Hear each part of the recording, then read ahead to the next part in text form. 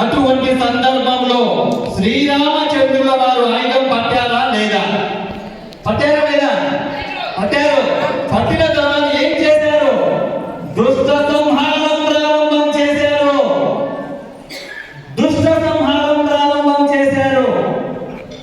లోక కళ్యాణార్థమై ధర్మాన్ని కాపాడుకోవడం కోసమై ఋషులు తపస్వికులు చేస్తున్నటువంటి యాగాలను ధ్వంసం చేసి ధర్మాన్ని నాశనం చేయాలని చూస్తున్నటువంటి రాక్షసులను మదమనచడానికి శ్రీరామచంద్రుల వారు ఆయుధం పట్టారా లేదా? పట్టారు. ఎందుకోసము? ధర్మ సంస్థాపన చేయడానికి, ధర్మాన్ని రక్షించడం కోసం. ఆ తర్వాత రామాయణం అయిపోయింది, ధర్మం నిలబడింది. రామాయణ కాలంలో ఆయుధం చేత పట్టుకోవడం వల్ల ధర్మం నిలబడింది. ఆ తర్వాత మహాభారతం స్టార్ట్ అయింది. మహాభారతం ప్రారంభమైంది. మహాభారతంలో శ్రీకృష్ణుడు దానికి అధ్యక్షత వహించాడు అన్నమాట. మహాభారతం అంటే శ్రీకృష్ణ భగవానుడు మనకు గుర్తొస్తాడు.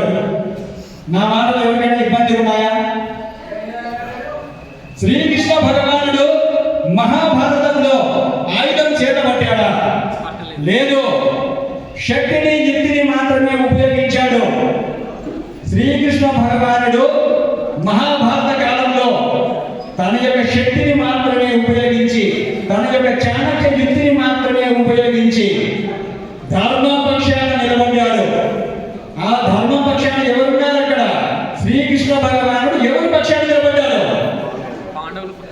తెలీదా? పాండవుల పక్షాన నిలబడ్డాడు. అక్కడ ధర్మం ఉంది కాబట్టి. కౌరవుల యొక్క ఆయుధ సంపద అయితేనేమి, సైన్య బలం అయితేనేమి ఎక్కువగా ఉన్నప్పటికీ కూడా ధర్మం ఎక్కడ ఉంది? పాండవుల పక్షాన ఉంది.